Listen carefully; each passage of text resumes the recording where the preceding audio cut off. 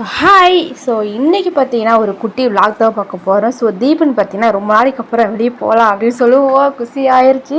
சரி வெளியே போகலாம் அப்படின்ட்டு கிளம்புனேன். ஸோ கிளம்பிட்டு நான் உங்களை பார்க்குறேன். ஓகே, ஃபைனலாக கிளம்பியாச்சு. ஸோ நைட்னால சிம்பிள் லுக் தான் போட்டேன், பெருசாக ஹெவியாக போகல, ஜஸ்ட் லிப்ஸ்டிக் மட்டும் போட்டேன், அவ்வளோ தான். ஸோ ரெஸ்டாரண்ட் வந்துவிட்டோம். அங்கே பார்த்தீங்கன்னா ஹனி வந்து எங்கள் அப்பா போட்டேன் ஆனு போட்டு கஷ்டி எறிகிறா. அப்பா விடுங்கிறாரு.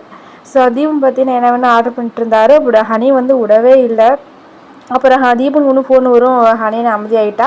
நானும் அமைதியாகிட்டீங்க வா என்னாச்சு சாமி அப்படின்னு சொல்லி கட்டி பிடிக்க ஹனியை ஐஸ் வச்சுட்டா. டாடியை ஐஸ் வேணும்னு சொல்லி ஐஸ் வச்சுட்டா.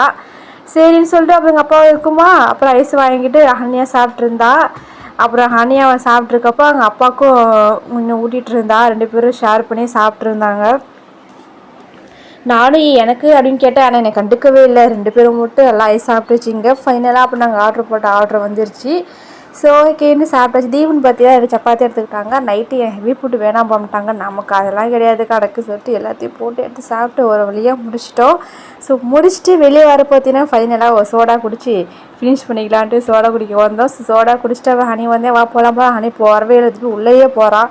இவன் போல இன்னும் செலவு வச்சிடான்னு சொல்லிட்டு வான்னு சொல்லி ஹனி பூ வரவே இல்லை. அப்புறம் எங்கள் அப்பா வந்து கையில் சோடாவை குடி நான் குடிச்சிக்கிறேன்ட்டு அதை குடிச்சிட்டு அப்புறம் கிளம்பிச்சான்னு ஹைந்திருந்தா.